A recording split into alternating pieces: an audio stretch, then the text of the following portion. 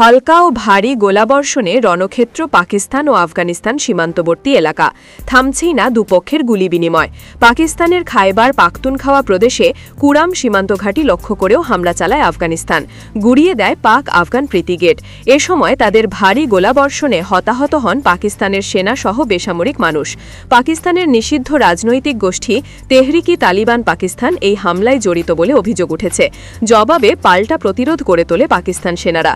এতে আফগানিস্তানের সীমান্তবর্তী এলাকা স্পিনবুল দাকে রক্ত ছড়েছে আফগানিস্তানের সেনা সহ বেশ কয়েকজন বেসামরিকের। এছাড়াও গুরুতর আহত অবস্থায় বেশ কয়েকজন স্থানীয় হাসপাতালে চিকিৎসাধীন আছেন বলে জানা গেছে। আনুমানিক ভোর 4টা থেকে হামলা শুরু হয়। এতে 90% বেসামরিক মানুষ আহত হয়। তাদের মধ্যে শিশু রয়েছে। প্রাথমিক চিকিৎসা শেষে তাদের কান্দাহার শহরে উন্নত চিকিৎসার জন্য পাঠানো হয়েছে।